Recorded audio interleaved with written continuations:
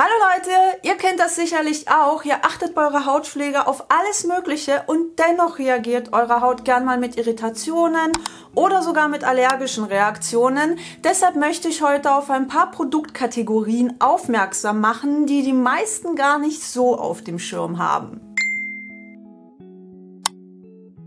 Bei Waschmittel ist das große Problem, dass viele Menschen es überdosieren, das heißt mehr verwenden, als sie eigentlich sollten. Das ist natürlich nicht nur nachteilig für die Umwelt, sondern auch für die Haut, denn die Waschmittelreste, die in den Fasern hängen bleiben, können unter Umständen die Haut reizen, aufgrund der Tenside, die da drin sind und natürlich auch aufgrund der Duftstoffe. Deshalb solltet ihr auch unbedingt auf die Dosieranweisung eures Waschmittels achten, die ihr in den meisten Fällen auf der Rückseite des Produkts vorfinden könnt. Es gibt auch eine Webseite, die nennt sich waschtipps.de und da gibt es super viele nützliche Tipps rund ums Waschen und Reinigen. Kann ich euch definitiv empfehlen, falls ihr euch noch gar keine Gedanken darüber gemacht habt. Und dann ist es natürlich auch sehr vorteilhaft, ein Waschmittel ohne deklarationspflichtige Duftstoffe zu verwenden, um das Risiko einer allergischen Reaktion oder einer Irritation zu minimieren, denn man kann nie 100% sicher sein, dass alle Waschmittelreste aus den Fasern rausgespült werden.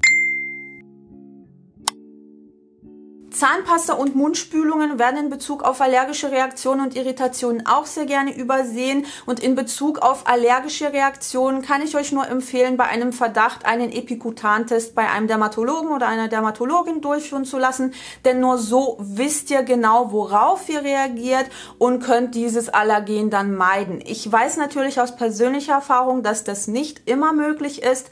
Aber ihr könnt selbstverständlich das Risiko minimieren, wenn ihr einfach wisst, worauf ihr genau reagiert. Es macht wirklich keinen Sinn, irgendwelche Vermutungen anzustellen. Also geht lieber zu einem Arzt oder zu einer Ärztin, wenn ihr den Verdacht habt, dass ihr auf irgendeinen Stoff allergisch reagiert. Natürlich unterscheidet sich eine allergische Reaktion von einer Irritation.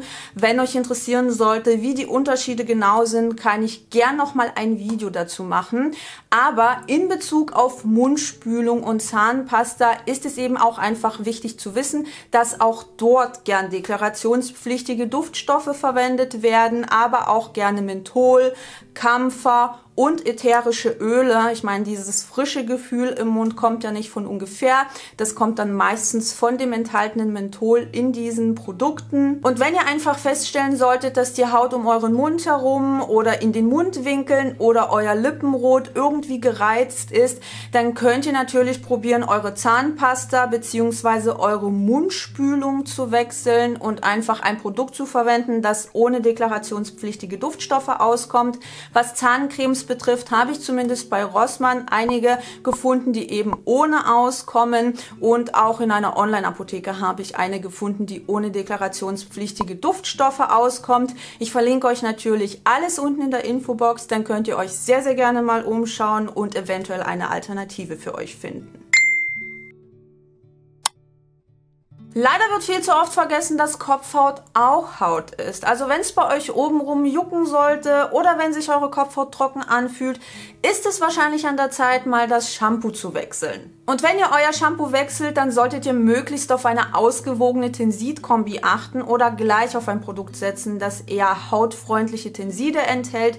Tenside sind übrigens diejenigen Stoffe, die für die Reinigungsleistung eures Produkts sorgen. Und da gibt es einfach welche, die weniger hautfreundlich sind und welche, die hautfreundlicher sind. Zu den weniger hautfreundlichen zählt beispielsweise Natriumlaurylsulfat, aber auch Natriumcocoylsulfat. Natriumlaurylsulfat ist zum Beispiel in Head & Shoulders drin, aber auch in einigen Herbal Essences Shampoos. Das sind solche Shampoos, die ich persönlich nicht unbedingt weiterempfehlen würde. Und auch viele Waschstücke basieren hauptsächlich oder allein auf Natriumcocoylsulfat. Da solltet ihr also auch aufpassen, wenn ihr zu einer eher trockenen oder juckenden Kopfhaut neigt. Das hier wäre beispielsweise ein gutes Alternativprodukt. Das enthält milde Tenside, unter anderem ein hautfreundliches Zuckertensid und ist komplett unparfümiert. parfümiert. Ich habe es auch bereits zum Haarewaschen verwendet und bin sehr angetan. Man kann es auch übrigens wunderbar zur Gesichtsreinigung nutzen oder auch als Duschgel.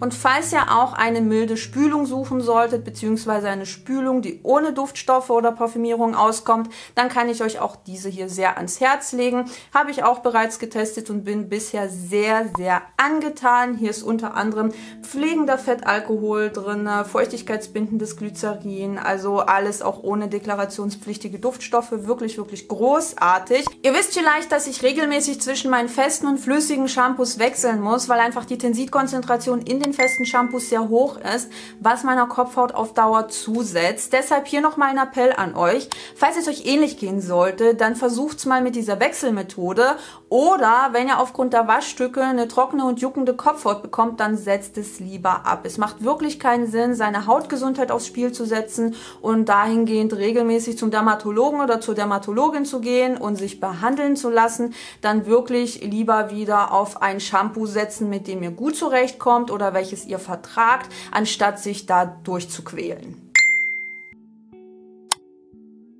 Bei Deos bzw. Antitranspirantien sind es oftmals die deklarationspflichtigen Duftstoffe, ätherischen Öle, aber auch der hohe Ethanolanteil, der da so ein bisschen mit reinspielt und Irritationen, aber auch allergische Reaktionen hervorrufen kann. Ich habe das beispielsweise mal gemerkt, indem mir nach einem Auftrag eines Deos komplett die Achsel gejuckt hat, sie total gerötet war und so ein bisschen angeschwollen ist. Also das war nicht ganz so schön. Deshalb kann ich euch wirklich sehr ans Herz legen, falls ihr eure Achseln rasiert, dass ihr möglichst einen Tag aussucht, an dem ihr auf euer Deo verzichten könnt, damit einfach die Haut im Achselbereich nicht mehr so wund ist und es dadurch weniger zu Irritationen oder irgendwelchen anderen Reaktionen kommen kann. Und ich sage euch, es ist ein Ding der Unmöglichkeit, Deos oder Antitranspirantien ohne deklarationspflichtige Duftstoffe oder ohne hohen Ethanolanteil in der Drogerie zu finden. Es gibt zwar auch solche Alaun-Kristalle, aber die sind mir persönlich einfach viel zu hart. Das tut richtig weh, wenn man damit über die Achsel drüber geht. Deshalb kann ich euch heute auf jeden Fall dieses Produkt hier empfehlen von Urtekram. Das habe ich auch schon eine Weile in Verwendung, aber es ist für den Sommer leider ein bisschen zu schwach, also zumindest für mich persönlich. Dennoch mag ich es ganz gerne und vertrage es wunderbar und habe, seitdem ich das benutze, auch keine juckenden Achseln mehr.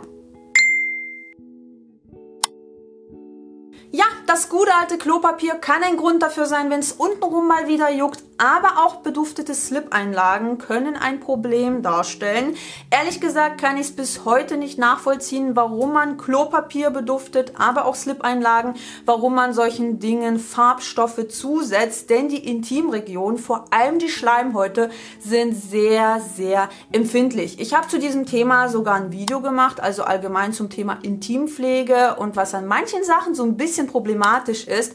Falls euch das interessiert, verlinke ich euch oben in dem i und unten in der Infobox, dann könnt ihr euch das gerne nochmal ansehen. Und wenn wir schon mal bei Produktempfehlungen sind, dann empfehle ich euch natürlich auch eine Klopapiersorte, und zwar das Danke-Klopapier. Dabei handelt es sich um ein Recycling-Klopapier, das heißt, es werden auch noch Ressourcen eingespart, was wirklich großartig ist, und es ist auch noch ein sehr weiches und ein sehr angenehmes Klopapier. Es ist zwar ein bisschen teurer im Vergleich zu anderen Recycling-Klopapiersorten, aber ehrlich gesagt gönne ich mir das doch gerne mal ab und zu. Das war's schon mit dem heutigen Video. Ich hoffe sehr, dass es euch gefallen hat und würde mich über ein Däumchen nach oben freuen, einen Kommentar und wenn ihr das Video teilt und selbstverständlich auch über ein Abo, falls ihr euch für Skincare und Beauty interessieren solltet. Und ansonsten sehen wir uns dann beim nächsten Mal.